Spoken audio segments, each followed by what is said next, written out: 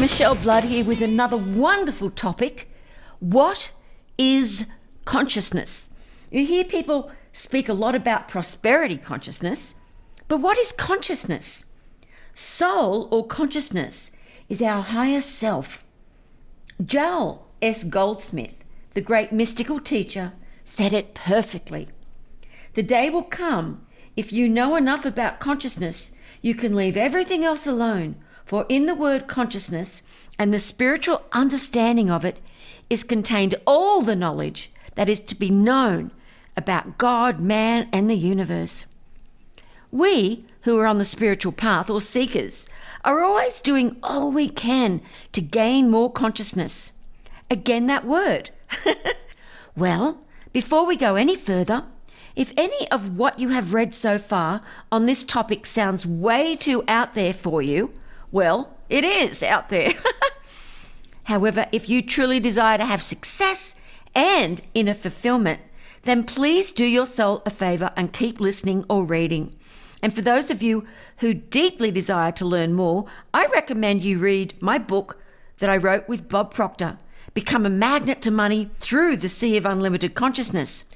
And here's some great news. You can get the audio program of Become a Magnet to Money Through the Sea of Unlimited Consciousness as a free gift on our amazing Magnet to Money app. You will devour part 2 in this volume about the Sea of Unlimited Consciousness, where you will learn how to melt down the ice of illusion and become aware of who you truly are. When we speak of raising our awareness or gaining higher consciousness, what we are saying is that we are doing our best to experience divine union. We realize there is no duality. We may understand this intellectually, but we don't know it unless we have a true experience of oneness. We are always striving to have more and more moments of pure bliss and knowingness. Not many people become fully enlightened in this physical experience. However, we all can, and I do my best to transmit the experience for you, to you. Transmissions do go on, and as we raise our awareness, we slowly begin to melt away the Maya and begin to feel our connection with Spirit. Our beautiful soul reveals beautiful truths once the veil is dissolved, and when we are ready to listen. That is when we truly begin to understand that God is closer to me than breathing, closer than hands and feet. Eternity, God, is inseparable and indivisible because there is only oneness. Whether we believe this or not does not stop it from being true. Those who live in this realization consciously find that when any form of lack or so-called opposition comes into their experience, it disappears. This is the real secret of life, the secret of spiritual life. We are not speaking of religion, even though all religions do agree on this one point, that wherever we are, God is. When we meditate, we are doing this to connect with our higher consciousness or soul. In silence, this is where true consciousness is experienced. This is where we are alive in spirit.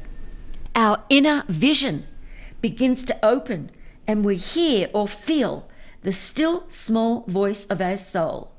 These are the true eyes that see. Some have been able to see with their eyes closed when in a meditative state. I can. This still small voice is our spiritual guide, and it goes beyond what we think intuition is. For true consciousness has no thought. It is pure knowingness, stillness, emptiness. If we wish to begin to get into more conscious awareness of our connection with Spirit, we must meditate, because until we are in the silence, we are only practicing meditation. In today's world, there are over 7 billion minds thinking, and we are taking on their thoughts. Without going within to the silence, we can find it very challenging to focus our mind. And this is one of the main reasons we get so stressed out and do our best to slip into something more comfortable, like a collective coma, by distracting our minds with hours upon hours of mesmerizing TV or we go down the internet rabbit hole. Most of the world is in a collective coma and they don't even know it. Fear and lack do not live in pure consciousness. It only lives in duality. One simple way to check whether we are rising in consciousness is to notice if we are becoming less reactionary. When we react, our ego is still in power over our lives. When we notice that now we are an observer, a witness to what is going on rather than a reactor, we are gaining awareness. When we respond, we are in the moment before we react, and then our actions that follow will be right actions.